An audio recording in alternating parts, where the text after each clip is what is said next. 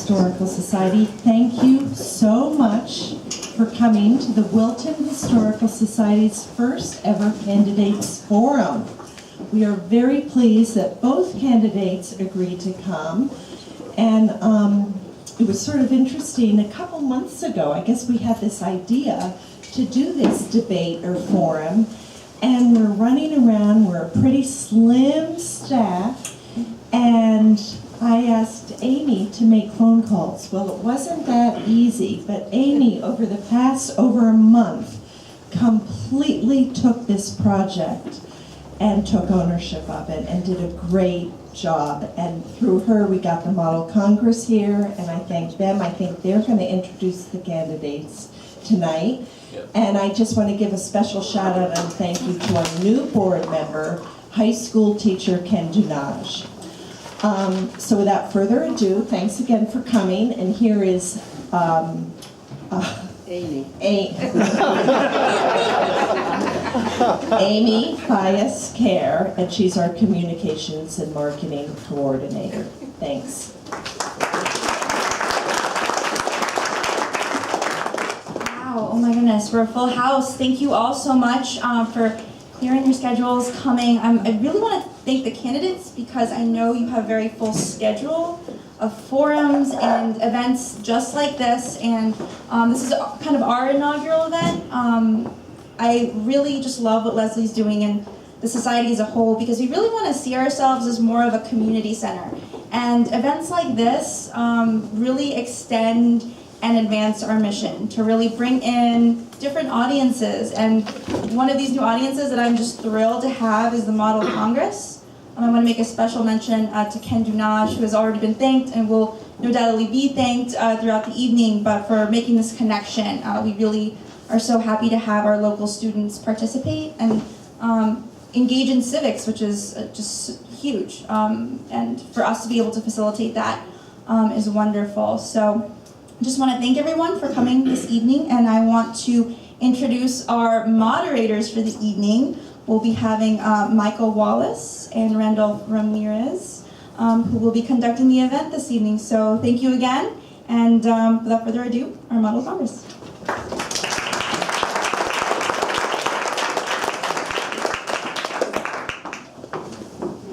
Good evening, everybody. My name is Randy Ramirez. I'm president of the Wilton Model Congress, along here with fellow board member Michael Wallace. And today we're just really going to be moderating this debate to do so fairly and efficiently, seeing as we're running on a relatively low amount of time. But first, we'll just kind of go over what the Wilton Model Congress does, seeing as we are a high school club. So just to start off, the Wilton High School Model Congress is a nonpartisan, student-ran extracurricular activity that debates student-written legislation chaired by our own students and attends college conferences that demonstrate our skills. We meet every single Thursday of the week right after school, and we love to have a good time, but we also love to debate. We love to really practice our legislation writing skills as well as our speech skills that we've really developed over the years. So, due to all this work that we put into our bills, into our work at all of our weekly meetings, we go to conferences every year, 3 of them: Yale Model Congress, Columbia Model Congress, and Harvard Model Congress, all of which have students coming in the hundreds and thousands. And in the past, we've collaborated in Wilton with League of Women Voters in the 4th District Congressional Representative debate between Jim Hines and Dan DeBacella. And adding to that, in our conferences, we've won multiple awards, including the Best Small Delegation at Yale Model Congress for the past 4 years, and the highest percentage of the club to receive, or the highest percentage of students in a club to receive awards at our first attendance of the Harvard Model Congress. And so, just a general overview, our club is a really fun way to seriously debate topics that are very serious to us, very important to us, and it's an excellent way of involving high school students in politics and government, training them in our civic way of life. Yes, now before we hop into this debate, I'm just really going to go over the timings because it's a very short form, rather, and we have to get the timings right. So what we're going to do is there's essentially going to be 4 blocks of debate and question. So the first block is going to be questions that are 1 minute. Now, these have 1 minute responses from both of the candidates, and Lynn will be going first because she had won the coin toss that we had done backstage. And we're going to all have 1 minute responses for the first block of questions. And then we're going to move on to 1.5 minute responses. And lastly, 2 minute responses for what we think are more serious and more vital questions to this debate. And then lastly, we will be opening it up to the audience to ask questions of their own to close out the debate, as we feel that this is the best way to connect with the audience, and hopefully we'll find some great questions there. Thank you, guys. Thank you. Oh wait, actually one more thing before we start. We would really appreciate it if everyone could just silence their phones. Minimal amount of distraction would be very helpful to both the candidates and ourselves as the moderators. And after the forum, we will be having donation drives for the Wilton Model Congress. These college conferences are actually quite expensive, so really looking for any small amount of money would be pretty useful, actually. With that, let's get into this. Thank you, guys.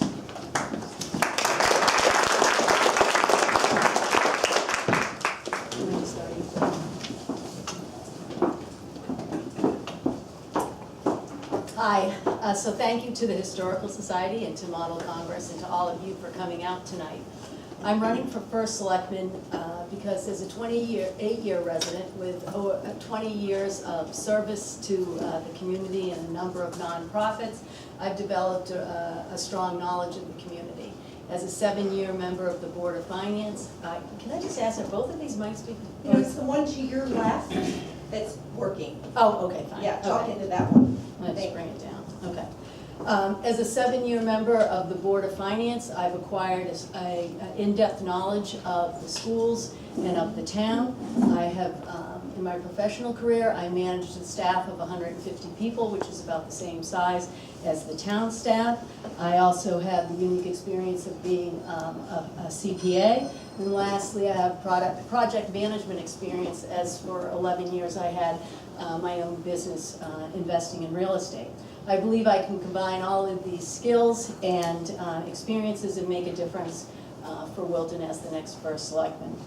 I've proven my leadership abilities. You can just take a look at my 15 years at A Better Chance and what I've accomplished. I held numerous leadership positions there, including president for 2 years and vice president for 4 years.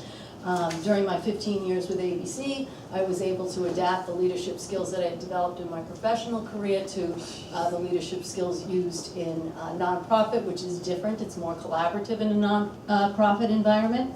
If you read the words of the ABC board members that have endorsed me, you'll see things like thoughtful, listens carefully, collaborative, energy, and creative. I've also proven myself as a consensus builder. Again, you can look at the recommendations of the endorsements, rather, say of Jane Lees, who talked about how I guided the ABC board during the acquisition of the Cannon Road house. I went on to renovate that house with Rob Sanders. I was hoping Rob would be here tonight. I see Allison is here. Rob and Walter Smith were mentors of mine when we worked together. Some of you may remember the Gosley house that was downtown, and we moved it to where the ABC house is now and renovated it. And Allison, you'll have to pass on to Rob. The Gosley house is a Sears kid house. Some of you may or may not be familiar with them. But Rob, I was hoping when he does his next part 2 of the historical homes of Wilton, he might consider including the ABC house. I've held other leadership roles in town, treasurer for 4 years at the Play Shop, 2 years at the library board, vice president of newcomers. And outside of Wilton, I was the founder and president of a nonprofit organization that provided educational opportunities to economically disadvantaged students in Danbury, and I'm a member of the Board of Governors of Fairfield Prep. As a Board of Finance member, I've advocated to minimize taxes. I've also facilitated increasing transparency. I've earned the respect of my fellow board members. Of the last 6, either the 6 current or former board members that have worked with me the longest, all of them have endorsed me. That includes 4 Republicans and 2 Democrats, Andy Forsheimer and Jim Meinhold. The next first selectman will inherit a town that is strong and has been well managed, yet the Board of Selectmen will be faced with many challenges, not the least of which is taxes. I believe that we can address taxes and still maintain the quality of services and still maintain the small town charm that we have now. We can do this by reducing costs. by managing borrowings, by increasing revenues through economic development, and through the use of public-private partnerships. The Board of Selectmen will have to be willing to think differently. We'll begin that change with zero-based budgeting. We'll look at our budgets versus forecasted actuals rather than versus budgets as we do now. We'll work on joint initiatives with the schools to reduce costs, and I would like to reach out to other towns. There's a number of them facing the exact same issues we are with a high mill rate. We can start with something small, build on that success, and then tackle some of the bigger things. We can look at what other communities are doing. We can just look up the road, and Ansonia and Milford had joined forces simply by sharing equipment in the public works area. That same different thinking approach we'll use in capital projects. We currently look at them in a 5-year horizon. I'd like that we look at them in a longer term horizon. It might allow us to create some more efficiencies. We'll continue to challenge the Middlebrook Building Committee to bring that project in under budget. I'd like to challenge them also to set aside their cost savings. Put them aside in the hopes that they never need to spend them rather than add them to the contingency fund, which is what they do now. Economic development is really the true driver of revenues. I've met with the Economic Development Committee. We've discussed a number of ideas. I plan to continue to work with them on those ideas. They include alternative housing, primarily focused on empty nesters and senior citizens, marketing Wilton Center. We need to bring in more visitors to the center in order to sustain our businesses, an enhanced internet presence for the town in the center, and having more green areas in the center, such as opening up the river and a footbridge over to Shanks Island so that it becomes more of our downtown space. I'll also focus on voter outreach and communication. A couple of ideas is first, selectmen open office hours. People can come in and share their thoughts using the phone.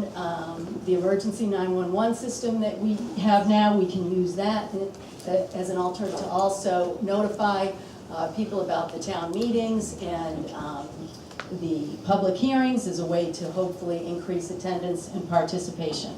I want to encourage people, if they have ideas, to put those ideas together, go out, get their support, get their financial support, and then bring them to myself and the Board of Selectmen to see if it makes sense that we work together. And lastly, we must encourage our seniors to stay. They're a vital part of the community. They're a great group for volunteering and for a lot of other reasons. To have a diverse society, we want people of all age ranges to be here. In that regard, the Board of Selectmen in 2009, there was a tax relief review committee. We were dealing with the uncertainty of the recession, so all of those recommendations weren't implemented. I'd like to open that document back up and take a look again. I also would like to have a senior affairs committee that there's a lot of resources, but let's bring them all under one umbrella, and that will ensure that there is always advocacy for seniors. I'm not naive. We're in a state with serious budgetary issues. This week we learned about even more.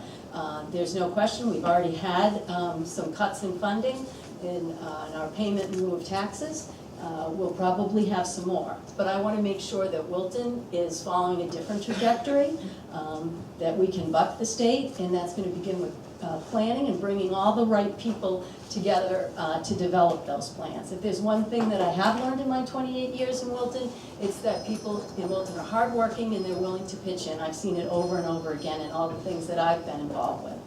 So to wrap up, I believe all residents have the desire to strive to make Wilton a special place, which attracts not only singles, but also families, which encourages empty nesters to stay and seniors to stay, but also where our children or our grandchildren will want to come back to and raise their children. It's also a place which embraces its past, but is willing to look into the future. So I thank you all, and I look forward to the questions. Thanks.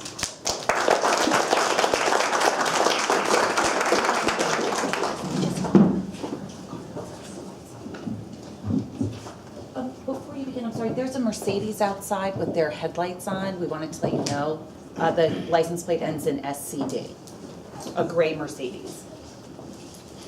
Thank you. I have jumper cables if they. All right. I'm Deb McFadden, and thank you so much for coming out. I'd like to thank both the Historical Society and Model Congress for jointly hosting this event. It's terrific. There's such a great turnout here. 18 years ago, Jack, wave your hand, Jack, and I moved here to Wilton. All 4 of our kids have gone to Wilton Public Schools. Joey is currently a junior and knows many in Model Congress, and he is our baby. And as he's gotten older and I have had to spend less attention focusing on family, I have more of attention to focus on the community. Our older children are married with some of our grandchildren. We're expecting our 4th, and we have lost one. Many of you may have remembered Melissa McFadden. There's currently a scholarship that's presented annually at the high school in her memory, and if you go to the Wilton YMCA, there's a bench out front where she worked. She had Down syndrome, and as somebody with Downs had a higher incidence of leukemia, which she contracted in perishable. And I can say, since I've been to the award ceremonies at the high school for the last 15 years for her award, it's truly impressive, the awards and the caliber of students that we have at Wilton High School and the awards they win on a national and a state and a local level. It's quite impressive. So let me tell you a little bit more about myself. Because we're talking about historical things, this is the only place that I'm going to share that I live in a relocated rebuild. My house was built on Gaylord Drive in 1950, and eminent domain to build Super 7 took the land it sat on, and my house was put on wheels, rolled down the highway, and now sits on Westport Road. And so that house is a little bit unusual structurally, and it was a little 1-story ranch. And today it's a 2-story colonial because a contractor bought it on spec, and because of the zoning regulations not wanting to impede on the wetlands it sits in, it went straight up, and it's now a 2-story colonial.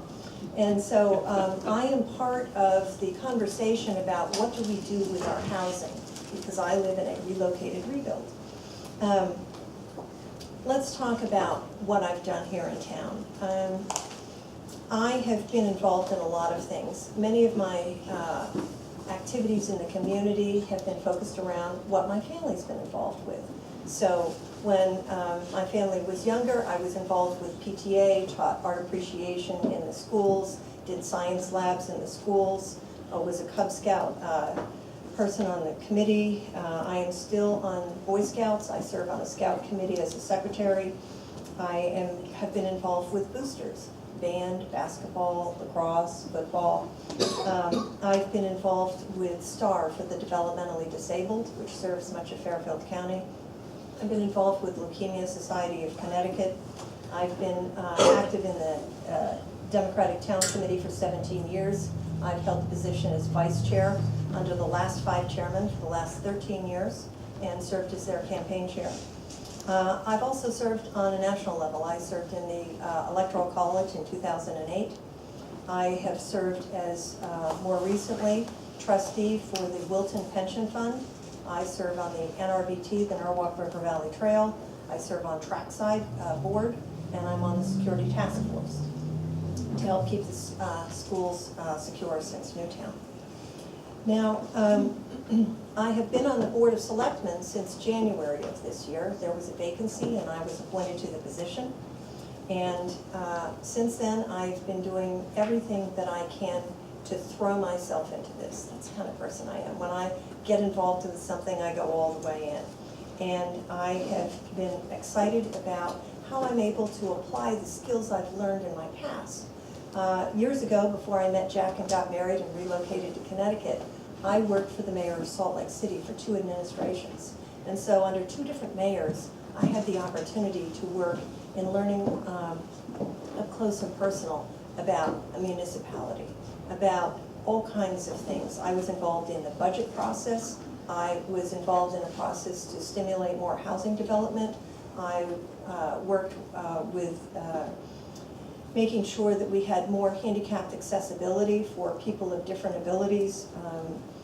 We did all kinds of things. I have skills in sewer treatment plants, which we don't have need for here, and can talk more about effluent than anybody would ever want to know. And I know a little bit about air traffic control because they had an international airport. But my point is that because I was a problem solver and troubleshooter within the government, representing the mayor's office, communicating both from City Hall out and then from the community back in, I was able to see how to interface with all the departments, how you resolve an issue, and to make sure that all parties were informed and included, because my specialty was communications. And since our youngest, Joey, went back to school in kindergarten and first grade, starting in 2006, I became an independent contractor for communications. Currently, I'm working primarily providing communication services for 911 Consulting, which is a company here in Wilton, providing their services in communications. What I'd like to do here in Wilton is to really focus on what I've been hearing the citizens tell me. I've been out knocking doors for weeks, knocked on hundreds of doors, listening to people. What I'm hearing is the number one concern is taxes. And so fiscal responsibility and economic development are my number one priority. What I'd really like to do is work on several things. When you're talking about taxes, you're talking about holding down the expenses and how much we're actually expending. So I'm looking for efficiencies.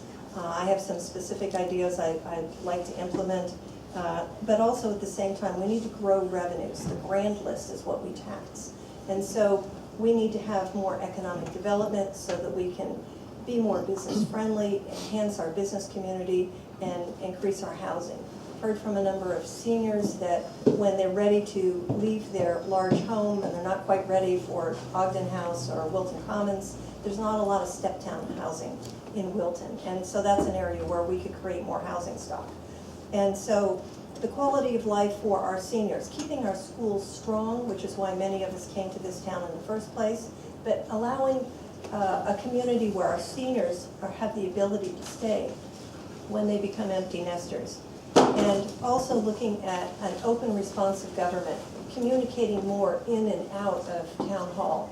We need to do so many things to enhance our communications so that people know what's going on.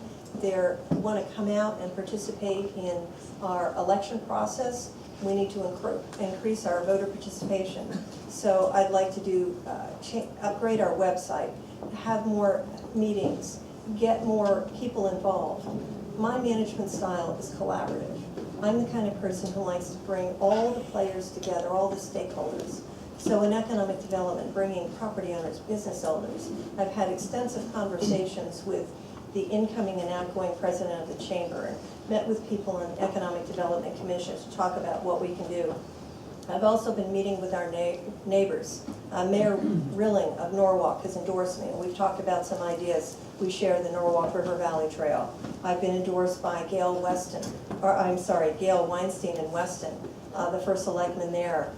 We share a paramedic between Wilton and Weston. I've been endorsed by Rudy Marconi, the first selectman of Ridgefield.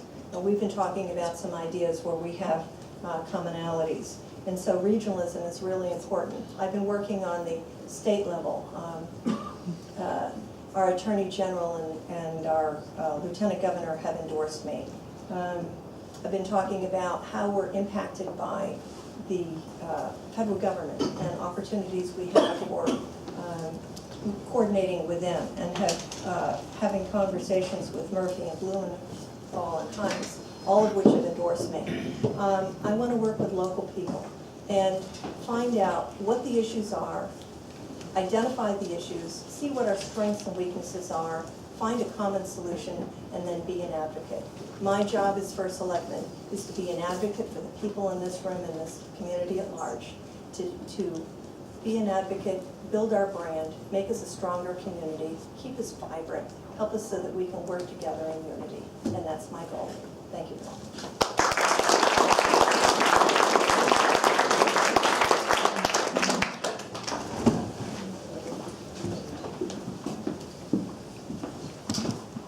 you both for your statements. We're going to move into the questions now. This question will be a minute long, 1 minute for an answer, and it will go to Lynn first.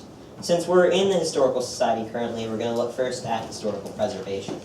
So according to Wilton's town website, Wilton is home to almost 60 historical sites, many of which are listed on the National Register of Historical Places. What will you do to protect those that are not on the National Register from being developed? Well, there's a limited amount that the town can do. We do have a historical commission, and I attended, can you all hear me? Yes. Okay. I attended the last meeting of the Historical Commission where we were talking about 183 Ridgefield Road. And one of the ideas that was presented there was to notify the commission earlier when a property comes onto the market, so that it will allow some more time for residents who are interested to try to do something, either to band together to purchase the property or something like that. My suggestion would be to people right away to start forming. Reading has a preservation society. To my knowledge, we don't.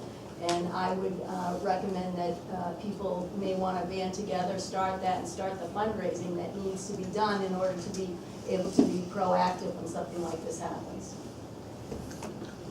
Okay. Hi.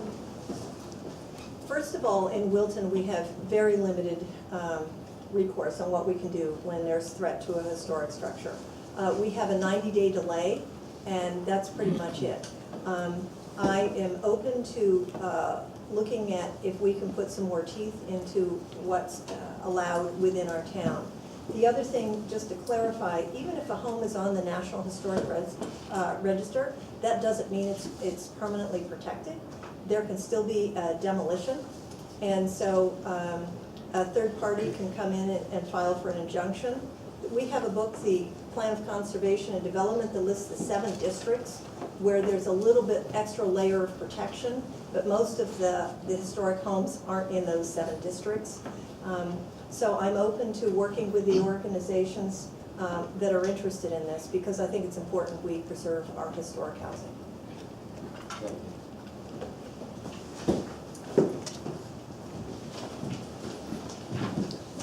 Deb, you'll be the first to answer this question. Wilton is known for its rather strict policy about road size and advertising. Would you consider changing the town's policy on roadside signs to allow local businesses to advertise and attract customers? Okay. I'm open to exploring it. It's not exactly within the purview of the first selectman. It would have to be a collective decision, but I'm all for that, because part of our economic development, we need to be business friendly, and certainly signage is a key component of that. So yes, I am open to exploring what we can do to enhance signage, but at the same time, we don't want to turn into Las Vegas, so I think it needs to be done in an appropriate fashion, particularly considering, you know, we're here in the Historic Society and we need to reflect on what type of community we really are. Deb's right, the responsibility on this rests with planning and zoning. They have had requested input from the community. Unfortunately, I think they only received 7 or less than a dozen responses. But certainly something does need to be done about signage. I hear it all the time from residents, and you're hearing it from businesses. If you go downtown, the for-lease signs are actually bigger than the retail signs, which doesn't make a lot of sense, especially nowadays when not a lot of people are making a decision to rent a space by driving by the space. I think it would be really helpful if we had uniformity of signs in downtown and something that is, you know, kind of consistent with the New England character of our downtown. So I would like to work with Bob Nerney, our planner, to get this going with planning and zoning, and get him to move on it. Thank you.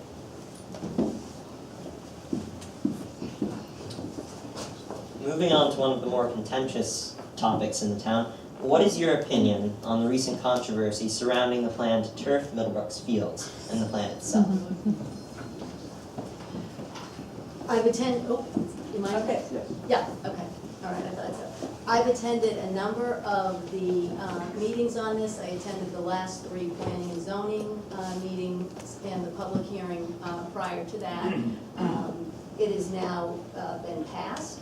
The question is, assuming it, I'm sure it will be appealed, assuming it gets out of appeal, it then will come to the selectmen, and the selectmen will have to make the decision about what specific turf will go on there. We'll also have to make the decision about the replacement turf at the high school and the Lily Field.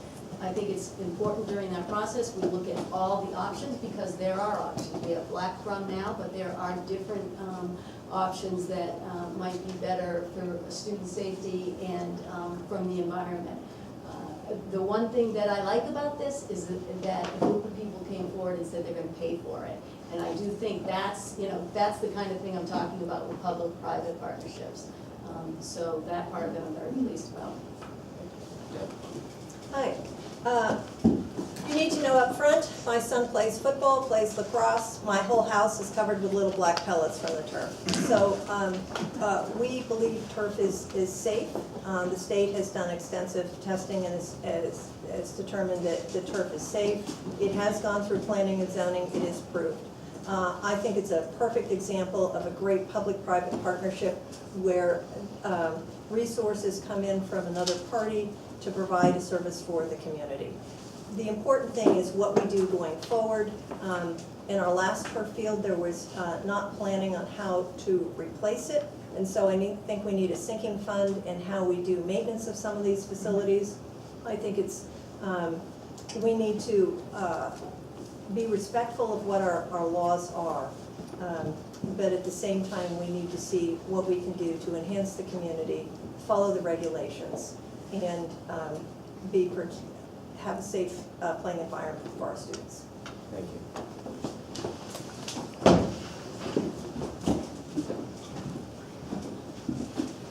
We will now be moving into what I think is the larger and probably beefier section of questions, those that are 1.5 minute response times.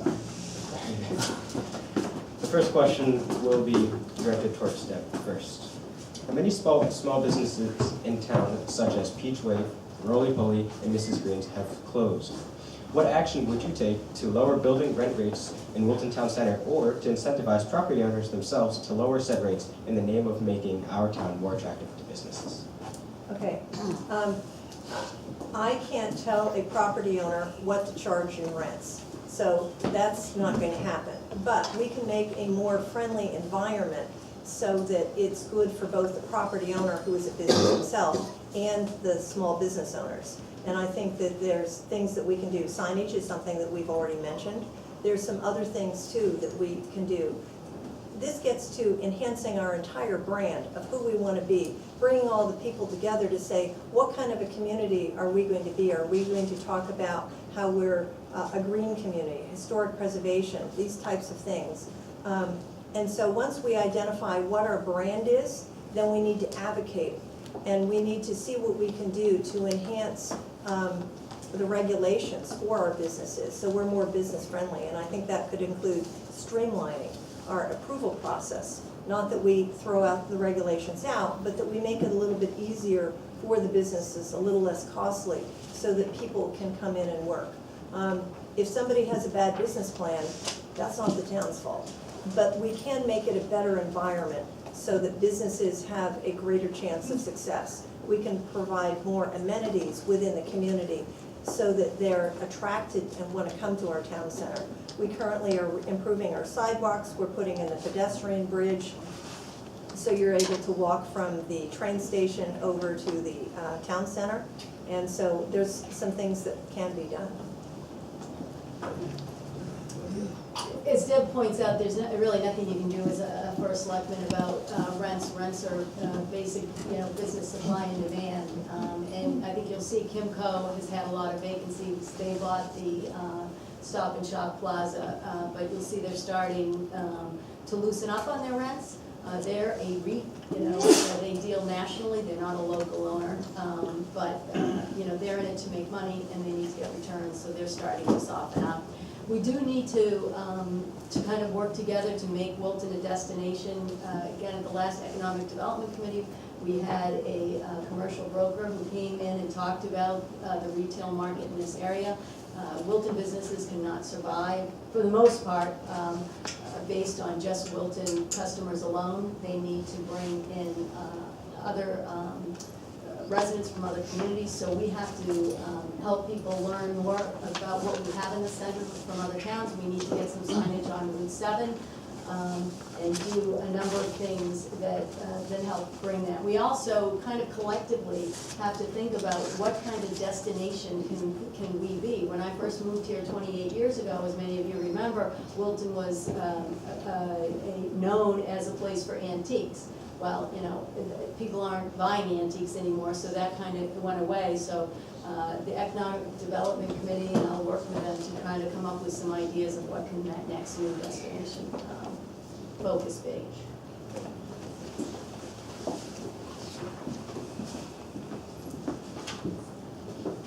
This question will go to you first, Glenn. Wilton has fortunately maintained a very low reported crime rate over the course of the past few years. However, it has seen a high use of recreational drugs among the teen and post-high school population. How would you have Wilton Emergency Services play a more active role in drug enforcement and prevention among the town youth? First of all, I have two family members with histories of drug abuse and dramatically changed and altered their life. I'm happy to say that my brother is 7 years sober, but that didn't happen until he was in his 50s. So for me, it's a very personal subject. I support the efforts of what's happening at the school right now with the drug sniffing dogs that went through. I think they did the right thing when they notified all the students that this was going to happen. It was an opportunity for everybody to get the drugs out of the school.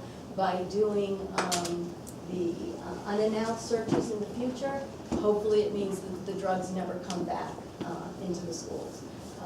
I think that we need more awareness. A lot of the drugs that students are getting now are coming right from the medicine cabinet. So again, it's just continual education of parents and the students themselves of what can happen, and it's really, having people come in who have dealt with it, who have lived through it, had the issues themselves. Ginger Katz and some other parents who have lived through this. She comes and she speaks to students, and I think that's just the best way it is. It's education. It can happen to anybody. I was from a small town and a lovely family. One of the 6 kids it just happened with, and it can happen to anybody. Hi. This is a problem that is not unique to Wilton. This is a problem all across our nation and the world. And I think that Wilton is doing a good job. We can have room for growth. Our police department is well trained. We have officers in the school that build relationships, but we have other community services. We have social services when there is a true issue. We have trackside teen centers, so people have constructive places to spend their time. We have safe rides, so if somebody is using and they realize that they're not safe to be on the roads, that we have a way to get them home safely, no questions asked. We do have a lot of programs in the community, and so I think it's about awareness, acceptance that it exists, and stepping up as a community, being supportive of parents who realize that they're facing this issue, helping the students, continuing to do programs with the police department, making sure that we continue the training that our police department has had so that they have the skills to be able to handle this delicate situation appropriately, and to work with the individual students who may be facing this issue so that we can support them in a constructive manner and not just retribution. Thank you.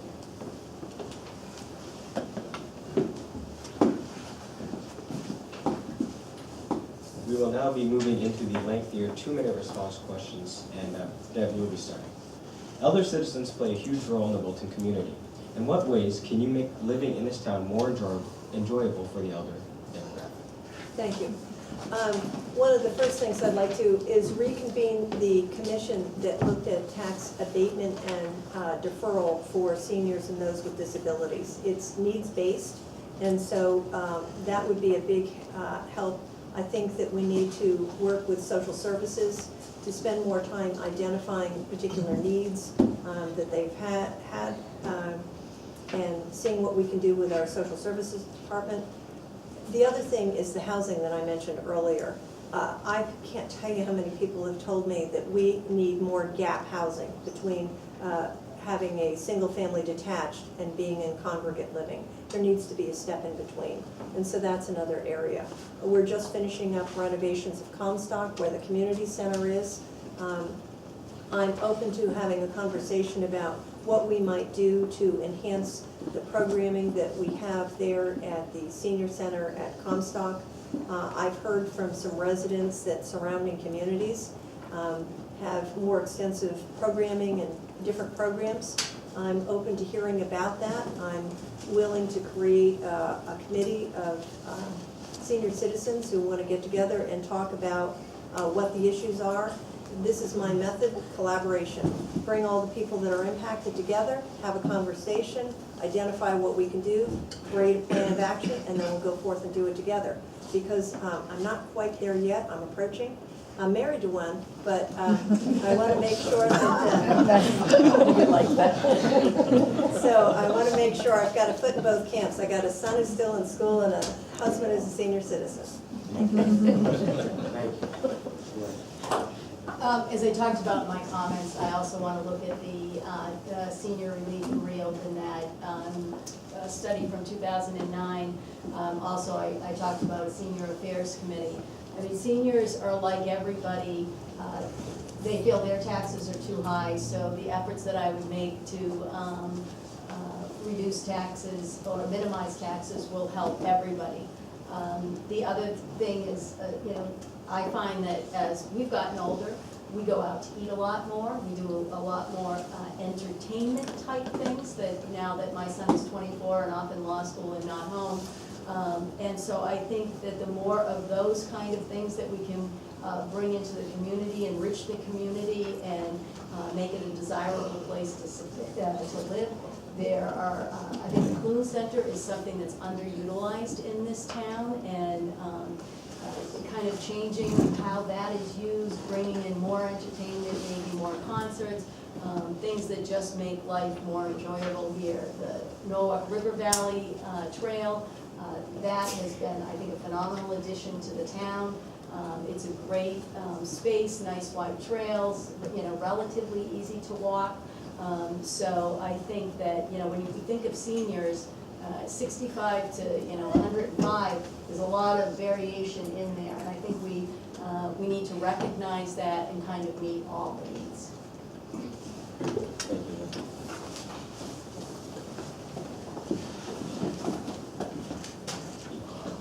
To finish up the round of structured questions, we're going to look into what vision you guys have for the future of this town. So, where do you see this town within the next 4 years of your term? And on a longer scale, what would make high school graduates like me and like other members of the Model Congress, and also young citizens, want to return to this town after college?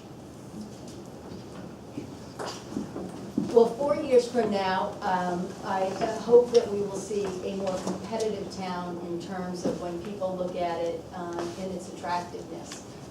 I hope that we'll have made some progress on our taxes in making that more competitive.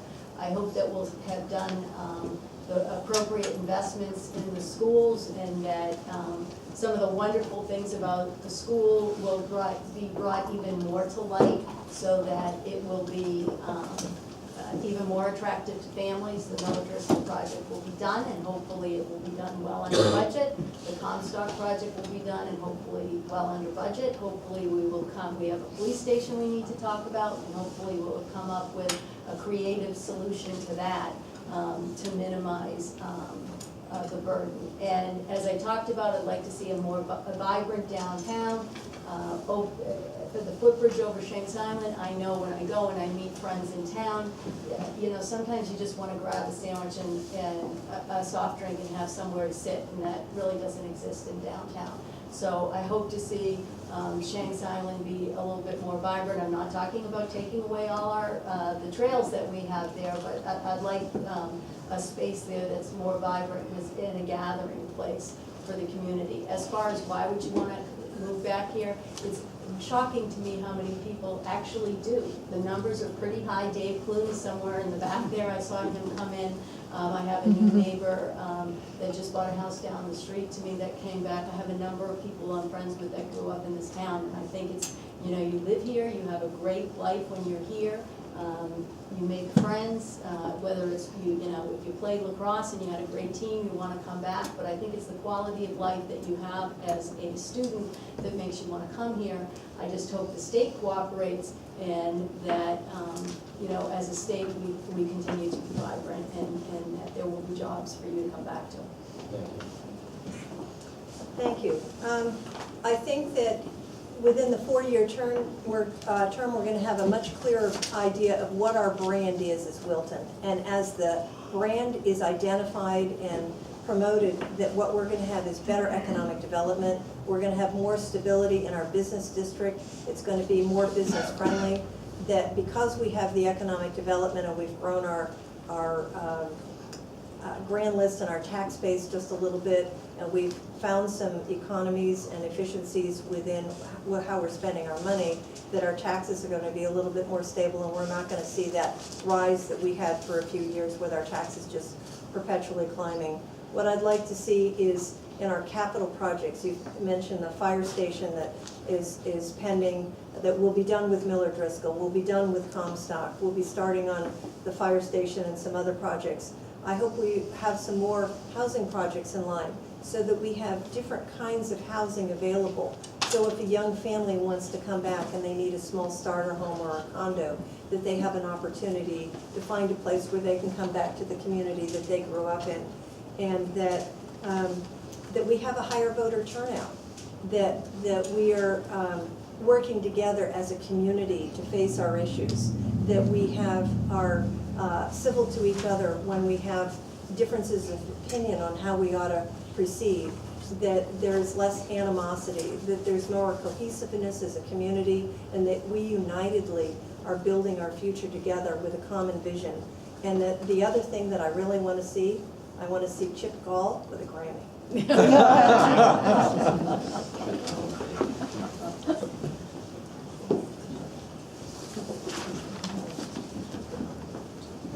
Okay, at this point, with about 10 minutes left in the event, what we're going to do is we're going to open it up to the audience to ask their own questions.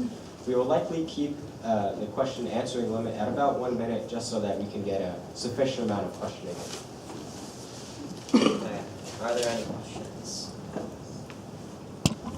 Ian. Yes. So, as most Wilton residents know, 183 Ridgefield Road, which you guys have mentioned, the Schlichting property, is being heavily threatened by development. And you have both supported economic development in and around the town, but how will you balance this with the destruction of valuable historic homes? Deb will be answering this one first. Okay. I've driven up to the property, and it's amazing. They've already clear-cut a lot of the trees on the property, which is unfortunate. It's a magnificent home. Unfortunately, the regs on the books right now, there's not much that can be done besides the 90-day delay. What we have to do is decide as a community how important this is, and using organizations like the Historic Society and perhaps other organizations, the Historic Commission, to decide what we're going to do. Because where necessary, we have saved properties like an Ambler Farm. We're doing a restoration there. It takes a lot of money to save some of these homes. And so we need to find out where we want to really focus our energy, and we have to do it together. It's going to be a public-private partnership. Change of regulations, perhaps some private money, perhaps, you know, identifying angels who want to come in and save properties. Relocation is a possibility in a few cases as well. Thank you. Ian, you know, to be realistic, there's not gonna be town money put into this. The town put money into land because there was a cost benefit to the town, because it prevented it from being developed. We save money in the long term, you know, when you do the analysis in the schools. But with the pressure to keep taxes low and to keep the town competitive, it's not gonna be town money that's going to save these properties. It's gonna have to be private money. So, as I said before, I'm happy to work with people to help facilitate, to get that type of nonprofit organization started. There are things that we can do as a town. If you look at Reading, they're proactive in helping people put historical easements on their property so that the house can't be torn down.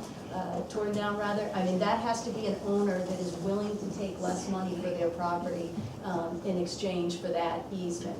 So I think it's making owners aware of what can happen, what's available, but it's also the community coming together, saying we value this, and then raising the money to be able to be proactive when something like that happens.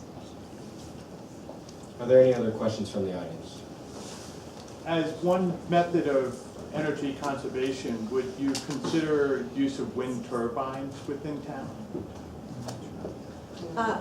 That's a Lynn will answer. Oh, sorry.